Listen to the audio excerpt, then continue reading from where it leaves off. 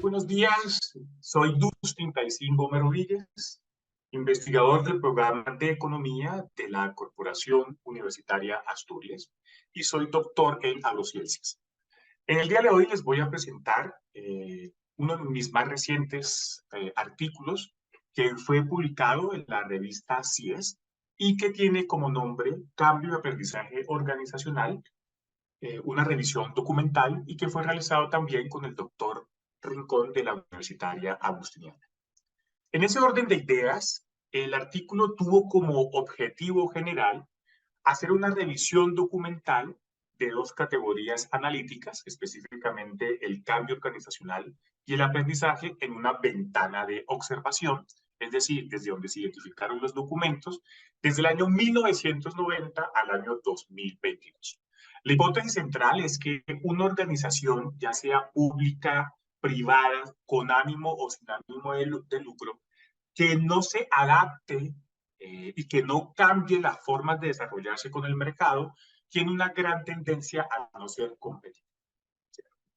Para hacer este procedimiento, lo primero que vamos a hacer es establecer cuál fue el marco teórico o, en términos mucho más académicos, cuáles son las categorías analíticas con las cuales abordamos el documento, ¿no? Entonces, una de ellas, de estas categorías, es el management, el sistema administrativo moderno, gerencial o de gestión. Y podemos decir que es una forma de entender cómo ha sido la evolución de la administración, la incorporación del pensamiento sistémico y la teoría general de sistemas, cómo también se ha integrado en términos muy característicos, porque decirlo lineal sería muy fuerte, la teoría del caos desde los postulados de Prigogine, las diversas transiciones en las estructuras organizativas, el impacto que tiene el entorno de las organizaciones. Por otro lado, otra de nuestras categorías analíticas que está en el marco teórico es el concepto de cambio organizacional, que lo vamos a ver como qué es la naturaleza del cambio organizacional, cuáles son las múltiples perspectivas que hay del mismo, la definición y sus aspectos, así como la relación que tiene el cambio organizacional, el management con el aprendizaje y el cambio social. ¿Cuál fue la metodología que utilizamos? Es una metodología de corte cualitativo y utilizamos dos métodos. Por un lado, un método de revisión documental por medio de matrices que se complementó con ecuaciones de búsqueda que nos ayudaron la biblioteca de la Universidad de La Salle, es decir, los bibliotecólogos, que en términos generales, ¿qué es eso? Las ecuaciones de búsqueda son sencillamente unas identidades matemáticas que usted puede observar en la parte derecha de la diapositiva, que uno agrega a las bases de datos, ¿cierto? En este principal momento, WOS y Scopus, y uno busca las tendencias de esa categoría analítica. En este caso, mi ejemplo fue cambio organizacional, en la ventana de observación desde 1990 al 2022. ¿Eso para qué sirve? Para identificar tendencias, quiénes son los autores más citados, cómo es el músculo académico frente a esa categoría. Entonces, con eso uno le da una idea en términos muy generales de cómo se está comportando esa categoría analítica. Entonces, nosotros hicimos esa ecuación de búsqueda y cuando nos dimos cuenta del número de documentos que tenía, a eso se le hizo una revisión documental. Esta revisión documental, como se lo dije, es un método que es una matriz simplemente en Excel, una hoja en Excel, que está dividida por columnas. Estas columnas, por ejemplo, dice cuál es el objetivo general del documento para que uno entienda cuál es la línea argumentativa, cuál es la metodología para identificar el corte, cuál es el resultado para identificar los hallazgos, cuáles son las conclusiones que tiene el autor y por último uno hace unas conclusiones que si uno quiere profundizar puede identificar las divergencias y las convergencias que tienen los autores que fueron identificados y con eso es el soporte de lo que uno escribe en el artículo. Al mismo tiempo, con eso uno se da cuenta cuáles son las líneas que ellos más interactúan o las que más se relacionan con las categorías analíticas que hablamos antes y a eso le llamamos categorías emergentes. Esas categorías emergentes es lo que nosotros mostramos en el resultado. Entonces, de una línea argumentativa que es caracterizar el cambio organizacional y el cambio de aprendizaje organizacional en un periodo determinado, se sustenta en primer lugar a través de unas categorías analíticas, que fue cambio organizacional y aprendizaje organizacional, y por último, después de que se hace el proceso de la metodología y el método, nos da estas categorías emergentes que son los resultados y que vamos a desarrollar para esta presentación. En ese orden de ideas, una de esas categorías emergentes son las características del cambio organizacional. ¿Y qué se puede identificar?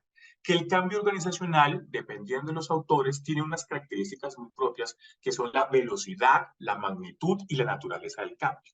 La velocidad quiere decir la forma como se desarrolla ese cambio, es decir, en qué tiempos. La magnitud es qué es lo que engloba ese cambio, y la naturaleza del cambio es las diferentes perspectivas, porque no es lo mismo una pyme a una multinacional, no es lo mismo con ánimo de lucro o sin ánimo de lucro. Esto también va fecundado a algo que se llama los tipos de cambio organizacional, que va en sintonía con lo antes dicho. Otra categoría emergente fue el modelo de cambio organizacional. Uno de los autores que más fue citado y que pudimos identificar es el señor Kurt Lewin, que él dice que las organizaciones cuando hacen un cambio organizacional pasan por 3 etapas. Una que se denomina el descongelamiento, que es tratar de reducir esos factores que hacen que te mantengas en lo mismo, en términos muy generales. Otra que es el movimiento, que se puede decir la transición. Y por último, el recongelamiento, que es cuando la organización, bueno, repito, dice, esto hay que cambiarlo, lo hacemos y lo hago. Pero me quedo un tiempo hasta que exista otro cambio, porque una organización que no cambia sencillamente no es competitiva en un mundo en que cada vez nos volvemos más indeterminados y con una tendencia muy fuerte hacia la globalización. Otro que identificamos en las categorías emergentes fue el aprendizaje organizacional, que es radicalmente importante para cualquier organización.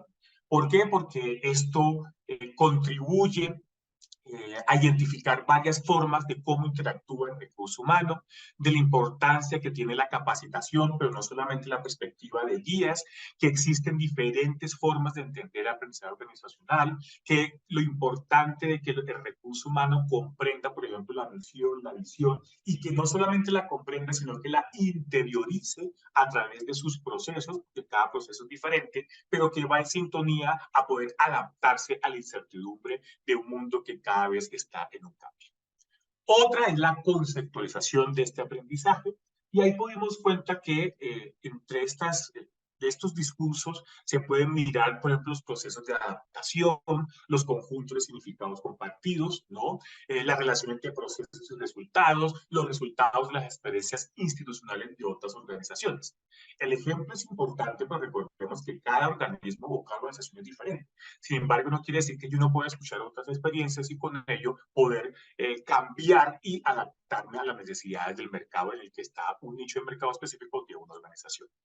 Otros están los tipos de conocimiento, sobre todo con los postulados, que es muy reiterativo de Nonaki Takeuchi, y que él los diferencia los tipos de conocimiento de la organización en los que son tácitos y los que son explícitos, ¿no? Los tácitos se refieren muchísimo más al subconsciente, que son difíciles de expresar verbalmente, ¿no? Que son como las creencias, los valores personales, los puntos de vista, ¿no? Y los explícitos, que se pueden, que es todo lo contrario y son los que pueden expresarse y pueden comunicarse en una organización. A eso mismo, ese tácito y ese explícito están estas gráficas que podemos identificar, vuelvo y repito, que son de Nonaki y Takeuchi, que son muy de este discurso, son como de los autores en bandera dentro de esta perspectiva, y que les puede dar una idea de cómo son estos conocimientos, estos aprendizajes dentro de una organización, en virtud de que una organización es una entidad viva, es un sistema abierto, ¿no? Que aunque tiene sus dinámicas por dentro, siempre es susceptible a lo que pasa en el exterior. Ya para terminar las conclusiones, pues podemos identificar que hay una gran influencia en la globalización y la revolución tecnológica, en la evolución de las organizaciones modernas, ¿cierto? Donde el cambio y el aprendizaje organizacional son temas radicalmente importantes para la gestión empresarial, que el cambio es una estrategia que fundamenta y reconfigura las organizaciones, ¿cierto? Que les contribuye a ser más competitivas, cómo ser más sostenibles desde el punto de vista de la sostenibilidad débil, ¿cierto? No sostenibilidad fuerte, que el aprendizaje es una herramienta clave para adquirir conocimientos necesarios y responder eficazmente a los desafíos del entorno, y que el conocimiento y el aprendizaje no solamente se limita, vuelvo y repito, a manuales, capacitaciones formales, sino que se manifiesta en la interacción de cada día en las organizaciones entre recursos humanos, ¿cierto?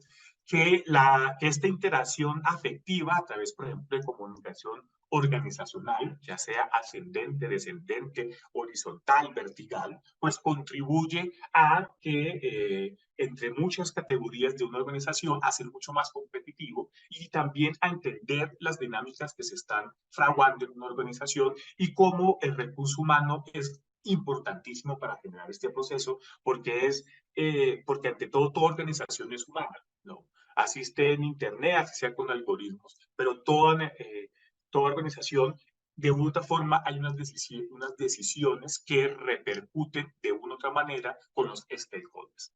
Entonces, es necesario la comunicación eficiente, la rotación de personal, ¿no? No todo el tiempo, pero sí es necesario que haya un cambio de directivas y procesos, porque si no nos quedamos con los mismos discursos, el programa de capacitaciones efectivos, la creación de comunidades prácticas. Y por último, este es donde usted puede encontrar el artículo, si les llama la atención esto. Esto es un tema muchísimo más de administración de empresas, pero que va en concordancia con los procesos de economía, específicamente con microeconomía, cuando hablamos de capital humano, ¿cierto? Aquí a su izquierda usted puede encontrar la imagen donde está el artículo subido en la plataforma, y a su mano derecha el enlace en el cual puede encontrar. Espero que hayan aprendido un poquito más y muchas gracias por haberme escuchado.